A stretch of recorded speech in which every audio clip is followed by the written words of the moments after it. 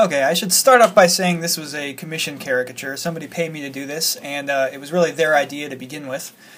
You know, I've done some work for him in the past, and he approached me with this idea, and of course I jumped on it. So the idea was he wanted to mimic this sort of retro t-shirt that had a caricature of a basketball player, you know, a classic big head, little body, famous basketball player. But instead of a basketball player, I'd have a picture of Jesse Pinkman from Breaking Bad, running around with a Ziploc bag of crystal meth. And since some of you who watch my videos have requested the cast of Breaking Bad for Star Sketch, I asked the client for permission to post the caricature on my YouTube channel, so he said that was okay.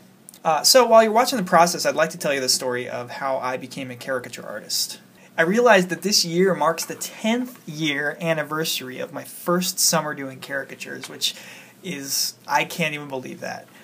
So it just seemed appropriate. Now, the short story is this. I saw someone doing caricatures in my childhood home of San Antonio, Texas, and I asked them how they got the job.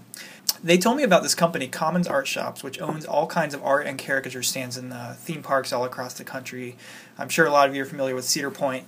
It's a really popular theme park in Ohio, and Commons Art Shops, they own the caricature stands there, along with a bunch of other stuff like portraits, airbrush t-shirts, you name it, you know, tattoos, everything. I called them up, they interviewed me, and I worked there during the summertime while I was in college and then a few years after. And that's, you know, technically how I became a caricature artist.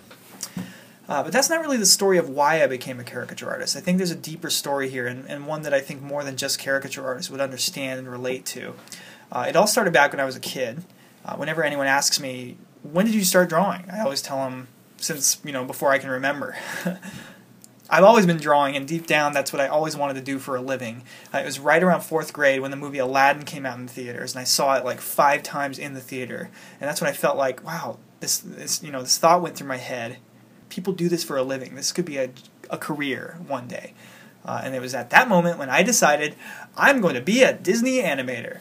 Now, when you're a kid, thoughts like that can come up, and it's this sort of nebulous dream that has a very simple equation for success. Step 1, send my drawings and story ideas to Disney. Step 2, I now work for Disney and make movies.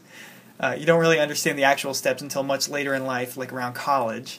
And that's right about when most young artists' dreams start to fall apart. You find out that it's not as easy as you thought to be an animator for Disney. It's highly competitive, not just because there aren't that many jobs for animators, but because, like me, everyone wants to do it.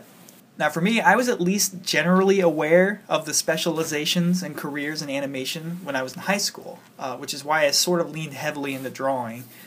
Because by the end of high school, what I wanted to do was storyboards. That's what I went to college wanting to do. Now, here's where the story takes a turn, and I'm sure there are lots of people who have had the same experience.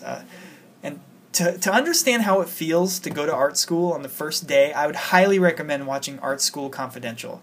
That movie really nails the feeling you get coming out of high school as, you know, you were the best artist at your school, and sometimes you're the best artist even in your whole town. And then on your first day of art school, you learn that everyone at art school was the best artist in their high school or their town. You learn right away that you're not as special as you thought, and you're going to really need to stand out above everyone else if you're going to succeed in the art world. I know it sounds incredibly pessimistic and cynical, but the truth is everyone eventually gets slammed with that reality. If you weren't the best, you probably weren't going to have a job, and even if you worked really, really hard and spent every day in the animation lab, chances are you may not even get a job then. It sucks, you know, but that's the world we live in, and what it does is it sets apart those people who really do shine above the rest. Now, the reason I say all that is because I wanted to set the stage for why I chose to pursue caricatures. I think I was one of the lucky few who realized that reality as early as my freshman year of college. I needed to have a backup plan. Something needed to happen in order for me to still have a career in art, even if I didn't work for Disney. And that's when caricatures came to mind. And I've been doing it ever since. You know, so eventually after doing caricatures for a number of years, I turned to motion graphics for a full-time career. Now I'm a creative director. And that's a whole other story, and I can go into that, like why I'm doing motion graphics and creative direction full-time. But I will say this, since I'm coming up on 10 years of doing caricatures, that I owe my entire career in animation and in the art field to my first summer of caricatures at Cedar Point. And I just want to publicly thank Commons Art Shops for training me and getting me where I am today. So that's the story. I hope I didn't bore you guys too much. If you have any questions, post them in the comments below. Otherwise, thanks for watching, and I'll see you guys next time. I said away we go.